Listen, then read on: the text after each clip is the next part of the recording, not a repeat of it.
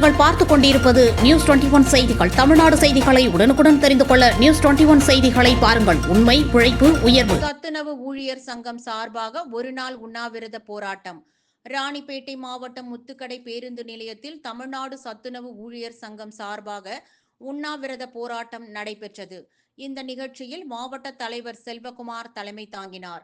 இதில் தமிழகம் முழுவதும் உள்ள சத்துணவு மையங்களில் உள்ள காலி பணியிடங்களை சமூக நீதி கொள்கைகளுக்கு எதிராகவும் பெண்கள் நலனுக்கு எதிராகவும் ரூபாய் 3000 தொகுப்பு ஊதியத்தில் பணி நியமனம் செய்ய முடிவு செய்துள்ள தமிழக அரசை கண்டித்து கவன ஈர்ப்பு ஒருநாள் உண்ணாவிரத போராட்டம் நடைபெற்றது.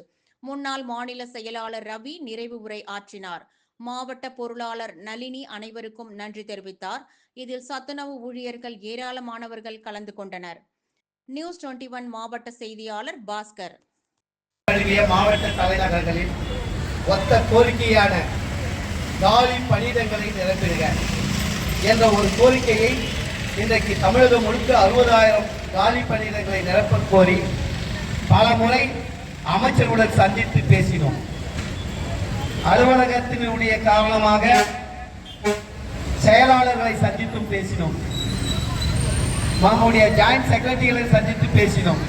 ஆனால் முடிவில் காலி பணியிடங்களை நிரப்பாமல் வெறும் உதவியாளர்களை, சமையலர்களை கொத்தடிமை கூலியாக மீண்டும் 1982க்கு முன்னதாக தள்ளிவிட இந்த அரசினுடைய அந்த கொள்கை என்பது திராவிட மாடல் என்று சொல்லக்கூடிய இந்த அரசுக்கு மகளிர் உரிமை தொகை என்று சொல்லி மகளிரை ஒரு பக்கம் பெருமைப்படுத்துவது போலவும் இன்றைக்கு ஏழை எளிய மக்களுடைய வாழ்வாதாரத்தை காப்பாற்றுவேன் என்று உறுதி கொடுத்த இந்த அரசு இன்றைக்கு வெறும் 3000 ரூபாயை கொடுத்து தொகுப்பூதிய முறையிலே அவர்களை பணியமர்த்துவது என்பது மிக மிக இந்த அரசுக்கு ஒரு மிகப்பெரிய அவப்பெயரை உருவாக்க இந்த அரசுக்கு யாரோ ஒரு செய்தியையும் இந்த அரசு முழுமையாக இதை செயல்படுத்துகிறது.